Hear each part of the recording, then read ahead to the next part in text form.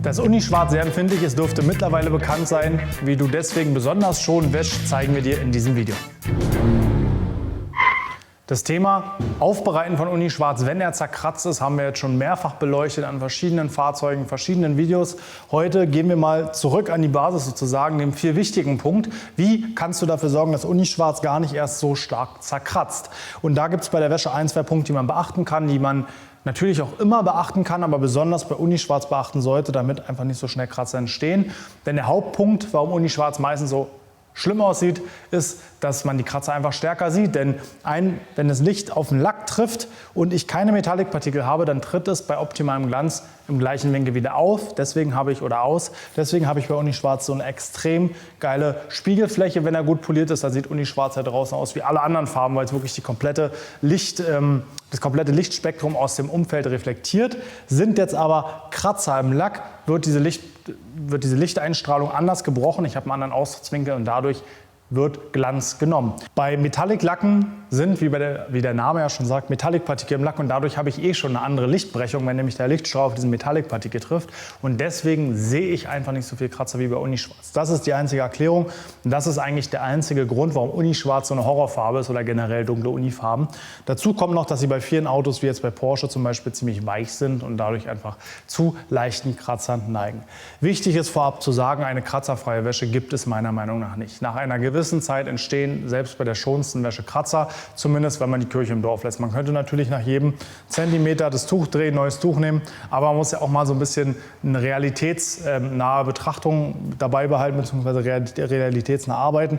Deswegen werden wir das hier auch einfließen lassen. Wir starten jetzt durch, wie der Wagen aussieht. Habt ihr gesehen, er ist auch wirklich dreckig. Es ist keine Schlammmude und der Regen macht das Auto auch sauber. Haben wir jetzt verstanden, braucht ihr nicht mehr runterschreiben. Alles gut. An dieser Stelle starten wir jetzt durch. Schnelles Auto und Stahlbremsanlage, brauche ich dir glaube ich nicht erklären, was das bedeutet. Wir starten mit den Felgen, nehmen dafür den relativ neuen Sonax Redmax Felgenreiniger. Ihr fragt mich immer nach den Produkten, deswegen werde ich jetzt versuchen, sie anzusagen, damit einfach nicht so viele Fragen drauf kommen, weil wir halt einfach Großgebinde benutzen. Sprühen den erstmal einmal grob rein, kerchern dann einmal runter, einfach um den groben Sand erstmal zu entfernen und die Felgen ein bisschen zu schonen. Wichtig ist auch schön ins Felgenbett sprühen und dann waschen wir die Felgen, wie ihr es von uns kennt. Wir packen euch ein paar Bilder davon drüber, aber dazu gibt es ja extra ein Video, Felgen reinigen nach Videoautolacker. Wie ein Profi heißt es, glaube ich, irgendwie so. Jetzt habe ich ganz schön viel Felgenreiniger drauf gesprüht.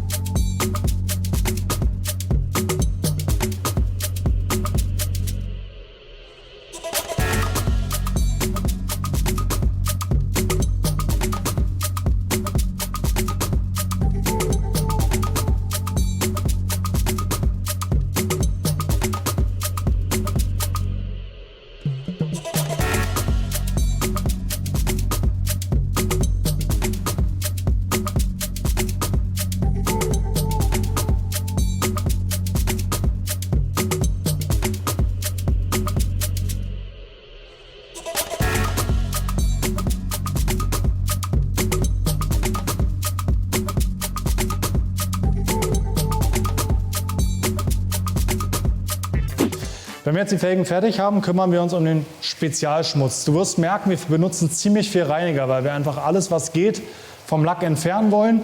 Ich kümmere mich jetzt hier um den Flugrost. Bei dieser riesigen Stahlanlage fliegt halt der ganze Flugrost hier hinten hin. Das heißt, wir haben hier ganz viele feste Partikel, die später Kratzer verursachen können, die ich durch Vorreiniger und durch Wäsche nicht abkriege.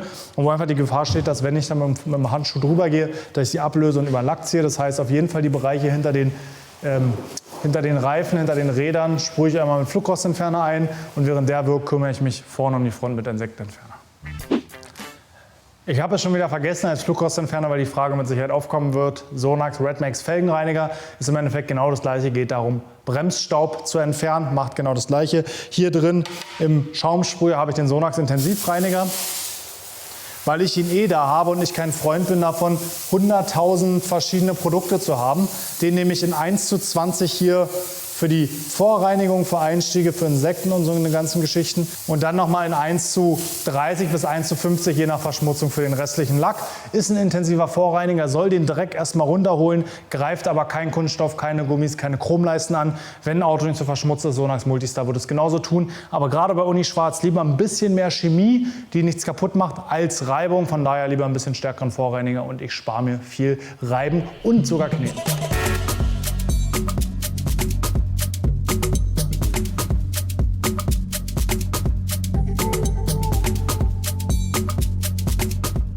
Und ein kurzer Check auf die flugrostbelastete Seite. Wir sehen, der hat auch schon reagiert, also kann der auch runter. Wir machen hier gleich weiter.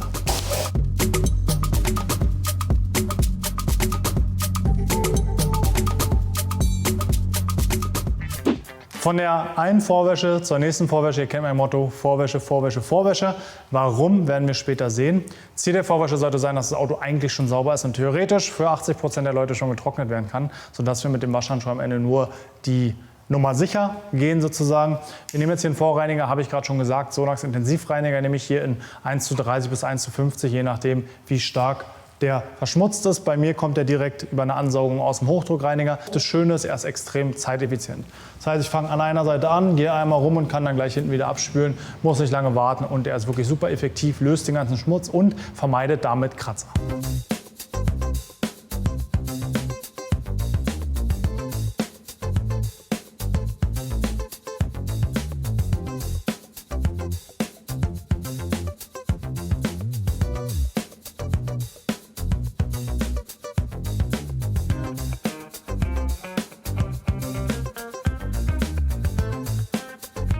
Die Frittentheke von unten nicht vergessen. Für viele kommt jetzt der Hauptpunkt der Wäsche, aber für mich ist ja eigentlich alles schon gelaufen. Der Dreck sollte jetzt größtenteils runter sein. Wir haben jetzt vielleicht noch einen leichten Film auf dem Lack. Den entfernen wir jetzt auch sehr schonend. Einmal, indem ich mir Shampoo schon mal auf den Lack sprühe, als Snowfoam, wenn man so will. Und auch im Eimer Shampoo habe. Ich nehme dafür den Sonax Active Foam, weil er sich für beides sehr gut eignet. Extrem gut schäumt. Ich muss sagen, der Geruch erinnert mich an meine ehemalige Clubzeit nach Red Bull am nächsten Tag. Aber gut, da kann man sich dran gewöhnen. Große Frage, was für einen Waschhandschuh nehme ich? Ich habe mich jetzt für einen Chenil-Handschuh, also einen sogenannten Zottel-Handschuh entschieden. In dem Fall ist der hier von Rag Company und hier einer von Liquid Elements, weil die Mikrofaser eines normalen langflorigen Handschuhs ist per se schonender. Aber erstens behält sie Dreck besser in sich. Zum einen, wenn ich übers Auto arbeite, was ich mit der Autolackaffen-Methode verhindere, dazu sage ich gleich noch was. Aber auch nach dem Waschen behält sie vielleicht Krümel mal besser in sich als so ein Chenil-Handschuh. Das heißt, durch die hohe Gleitwirkung glaube ich, dass diese Mikrofaser keine Kratzer machen wird. Mache mir die erhöhte Reinigungsleistung davon zu nutzen und auch, dass sie weniger Dreck aufnimmt und ich besser in die Ecken komme.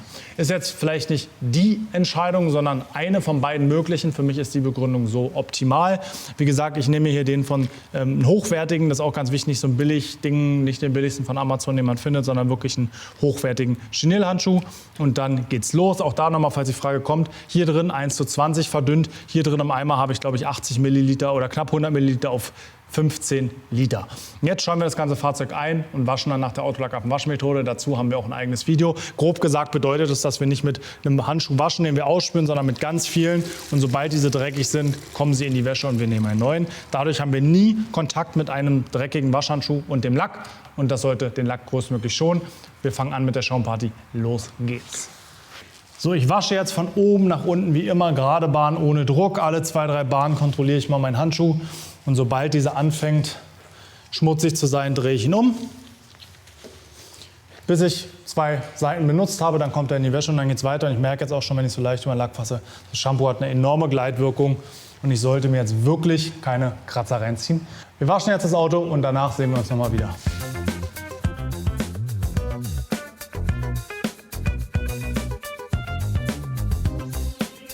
So, und jetzt hat der Handschuh schon erste Dreckpunkte. Jetzt geht er in die Wäsche.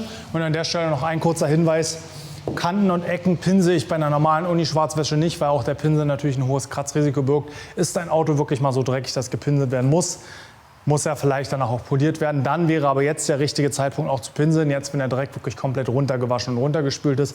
Ich lasse es jetzt hier aus, weil so dreckig ist er nicht und ich spare mir wieder Kratzer. Jetzt wollen wir mal sehen, wie gut unsere Vorwäsche war.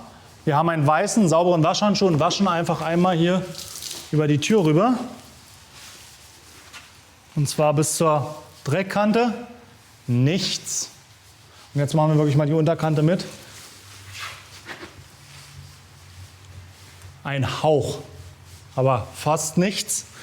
Jetzt gehen wir wirklich mal hier auf den Plastik und greifen einmal runter. Und da wird es dann dreckig, ne? Also nur das Auto war dreckig. Deswegen sage ich Vorwäsche, Vorwäsche, Vorwäsche. Wichtiger Punkt sind natürlich auch noch die Einstiege. In dem Fall ist hier alles sauber. Dann brauche ich da auch nicht unnötigerweise durchwaschen. Ich mache es nachher einfach mit einem Quick Detailer und einem Tuch. Dann ist das perfekt. Wie gesagt, hier ist keinerlei Schmutz. Sollte schmutzig sein, bei normaler Verschmutzung einfach normal mit dem Waschhandschuh mit durchwaschen. Ansonsten guckt dir das Video Einstiege richtig reinigen von uns auf dem Kanal mal an. Da wird es beschrieben. Jetzt spülen wir das Shampoo runter. Im letzten Schritt kommt dann nochmal ein temporärer Lackschutz drauf. Dazu sage ich gleich was. Ich schnappe mir erstmal nochmal einen Hochdruckreiniger und spüle einmal ab. Falls du dich wunderst, warum ich jetzt mit dem Hochdruckreiniger abspüle, bei jeder anderen Farbe würde ich gleich einen Wasserschlauch nehmen, aber auch Unischwarz neigt halt zu Flecken von jedem Shampoo-Rückstand. Das heißt, ich will nur einmal Druck haben, um das Shampoo wirklich vom Lack zu kerchern, wenn man so will. Und dann ganz am Ende nehme ich nochmal einen Schlauch, oder bevor der Dings kommt, die Nassversierung kommt, nehme ich nochmal einen Schlauch. Wie gesagt, Unischwarz immer ein Aufwand mehr, weil habe ich jetzt Flecken von irgendeinem Shampoo-Rest oder so, muss ich wieder reiben und das macht wieder Kratzer. Standard bei jeder Fahrzeugwäsche bei uns ist eine Nassversiegelung. Das hat mehrere Vorteile. Erstens, es gibt extrem Glanz, sieht einfach mega gut aus. Zweitens, es erhöht die Glätte des Lackes, dadurch entstehen weniger Kratzer. Es verringert Wasserlachen, dadurch muss ich weniger trocknen, dadurch entstehen weniger Kratzer. Und es ist einfach ein nettes Gimmick, um nochmal so ein bisschen den Lackschutz aufzufrischen. Und ganz besonders bei Unischwarz umso wichtiger. Wir nehmen jetzt hier relativ neu Sonax Hypercoat. Eigentlich ein Produkt, was für die Waschstraße entwickelt wurde, aber wirklich hat eine super Performance. Mach dir selber ein Bild.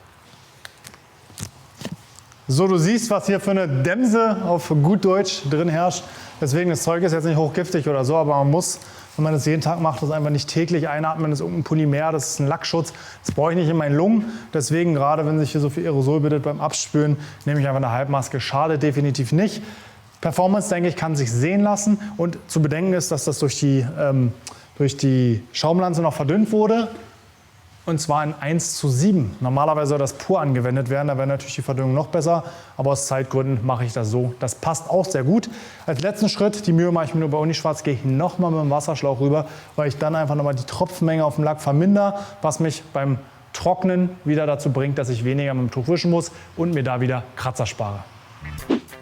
Auch hier wieder größtmögliche Schonung erzielen wir, indem wir nicht nur die Ritzen mit Druckluft trocken pusten, damit wir nicht genug Kalkflecken haben, sondern auch die ganze Fläche. Das heißt, wir werden mit der Druckluft versuchen, den Lack, soweit es geht, zu trocknen, zumindest die großen Wasserlachen runterzunehmen, sodass wir am Ende nur noch mal mit dem Mikrofasertuch einmal rübergehen müssen und dann fertig sind.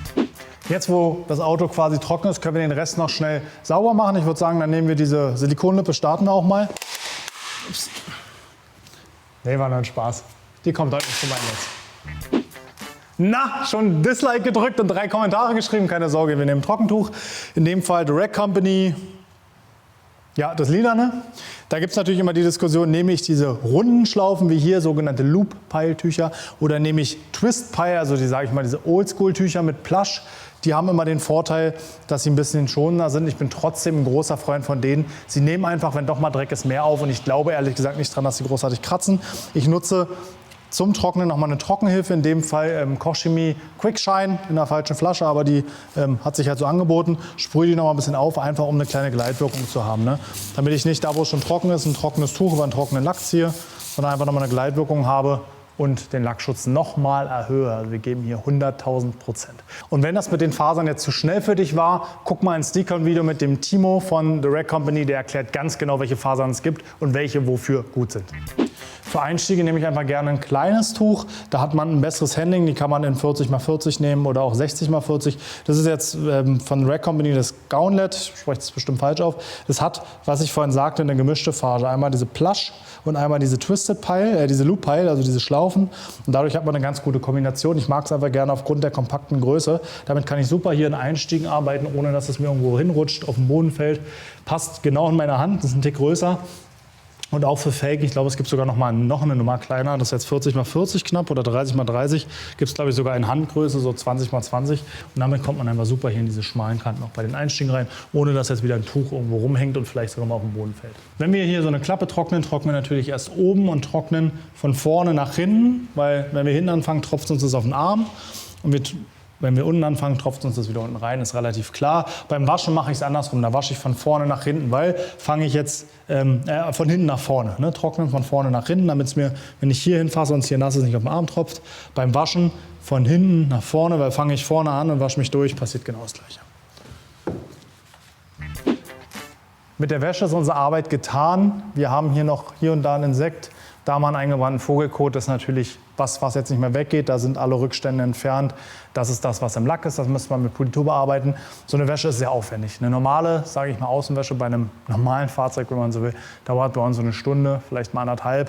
Bei dem Auto eher 2 Stunden und mehr, selbst ohne Kneten, selbst ohne Politurvorbereitung, wenn man so schon dran geht. Natürlich, bei einem Unischwarzen, der komplett zerballert ist, brauche ich mir jetzt nicht den Kopf machen. Es geht wirklich um gute Zustände, aufbereitete Autos und Neuwagen. Mit Sicherheit, wie immer, ist das nicht der Weisheit letzter Schluss. Wir haben aber herausgefunden, dass für uns eine gute Methode ist, um Autos lange zu erhalten und lange zu schonen, damit wirklich die Schönheit dieses Glanzes lange erhalten bleibt. Ich denke mal, wir haben uns jetzt einen Feierabend verdient. Ich wünsche dir viel Spaß beim Nachmachen. Bis zum nächsten Mal.